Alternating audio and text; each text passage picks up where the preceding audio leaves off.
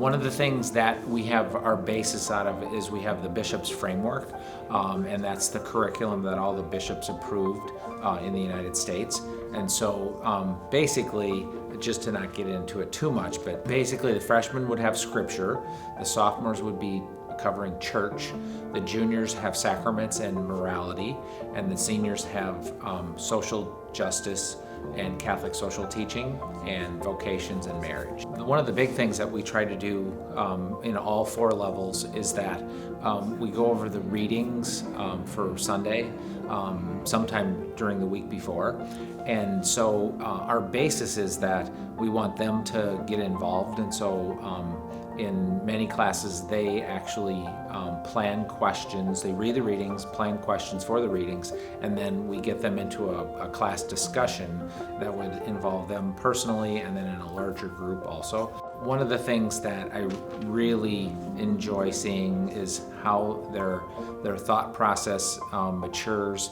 It's one of the reasons why we teach morality junior year, because freshman and sophomore year, they're not quite ready for that. And then as they mature, then we can get into the issues that have to do with what we believe within our church. And so to see them grow is just tremendous. In fact, I tell them in the beginning of the year, I'm going to learn as much from them as they are going to learn from me. I'm a little bit weird in that when I read or when I watch things for fun, it's usually a religion thing. So I just am able to prepare myself, learn from what I'm going to be teaching them, and then they teach me, and then I even learn more from that. I think that as we teach, because I think we all teach, no matter whether we're in a classroom or not, that the key thing that we're to share with them in religion class and in our lives is that Jesus is Lord and God, and He came here for us to be able to love and show that love to each other, and as much as we can share that with each other, that's what we should do, and that's our mission. I think that one of the most important things as the campus minister is to invite them into campus ministry and then kind of give them the opportunity to make it their own. Whether it's a prayer service, a retreat, a service opportunity, etc. Once they've gotten to that investing stage and they're making it their own, they're a lot more likely to take it out of Wahlert after they graduate, after they leave, to go beyond Wahlert into the community. The seniors get really involved in planning Rise Up.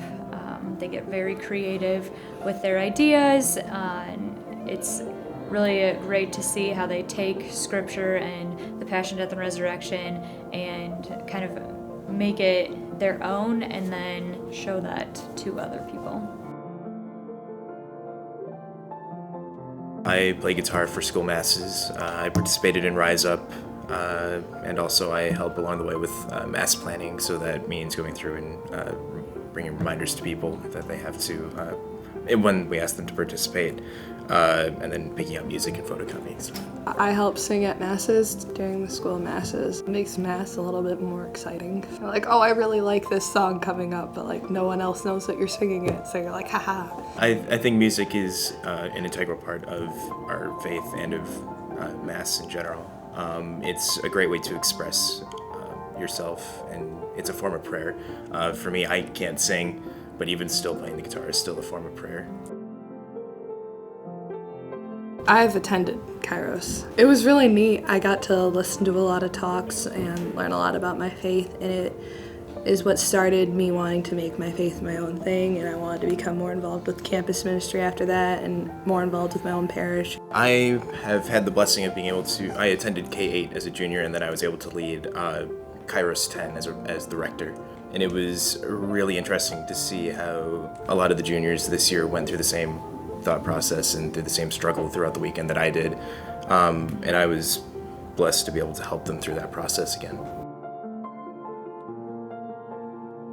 I always kind of tried to study the Bible regularly on my own, and it never really worked out.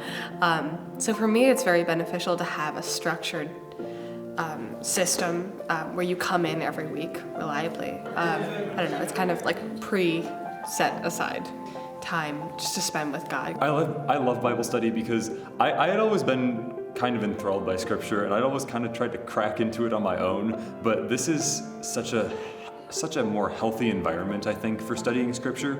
A, because we have really excellent moderators, but also just to get to hear what my fellow classmates think about things. A lot of times we'll have differing opinions, and I think that's one of the greatest things that can expand your horizons on what Scripture means for others and for yourself. I think the women's Bible study tends to have a slightly smaller group, so it tends to be a little bit more intimate. And I think that there are certain topics which are good to discuss with people of your own gender, especially in our current political climate with everything that's going on in the world right now. Gender issues are really, really tricky. And I think being able to approach it in a very non-hostile environment is very good and very beneficial. I like Bible study so much because it's a reoccurring mini experience of Christ every week. I find myself, there's weeks that I have something going on and I can't make Bible study, and I really find myself aching and longing those weeks for this experience, because it's just some time to take out of your day, some time to relax and to be with your friends, but it's also probably one of the most real experiences I have in my life right now, and I really treasure that.